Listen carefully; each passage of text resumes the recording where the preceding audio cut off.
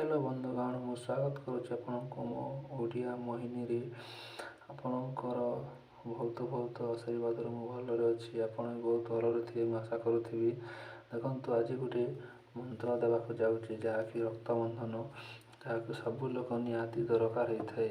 ସେଇ ମନ୍ତ୍ର ଯେମିତିକି ସେଇଟା କାମରା କରିଲାରେ ଯେମିତି ରକ୍ତ ବାହାରେ, ସେତେବେଳେ ମନ୍ତ୍ରଟି ଥରେ ଉଚ୍ଚାରଣ କରିକି 7 ଥର ସେ ଜାଗାରେ ପକାଇଦେବେ, ସେତେବେଳେ ରକ୍ତଟା ନିହାତି ବନ୍ଦ ହେବ। ଚାଲନ୍ତୁ ଏ ମନ୍ତ୍ରକୁ ଜାଣିବା ଆଗରୁ କେମିତି କରାଯାଏ, ତା'ର ବିଧିବିଧାନ।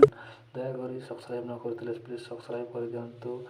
ଆଉ ନୋଟିଫିକେସନ୍ରେ କ୍ଲିକ୍ କରିକି ଦୟାକରି ଲାଇକ୍ ଗୋଟେ ନିହାତି କରନ୍ତୁ। ଚାଲନ୍ତୁ ଆଜି ଆଗକୁ ବଢ଼ିବା।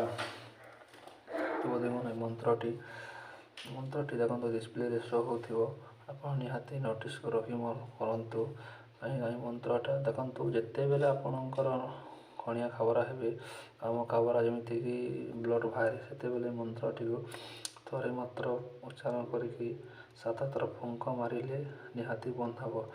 ଏହି ମନ୍ତ୍ରଟା କାହିଁକିନା କହିବାର ନଥିଲା, ବାଧ୍ୟ କରି ଆଜି କାଲି 5 ଜଣ ପରେ କଲ୍ କରିକି ମନ୍ତ୍ରଟା ମାଗିଲେ, ସେଥିପାଇଁ ମୁଁ ଭିଡ଼ିଓ ବନାଇବାକୁ ହେଉଛି।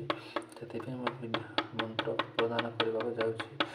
ଦେଖନ୍ତୁ, ଏଇ ମନ୍ତ୍ରକୁ ଆପଣଙ୍କର କିଛି ସିଦ୍ଧି କରିବାର ନାହିଁ, କିଛି ନାହିଁ, ପୂର୍ବ ସାଲରୁ ସିଦ୍ଧି ଅଟେ।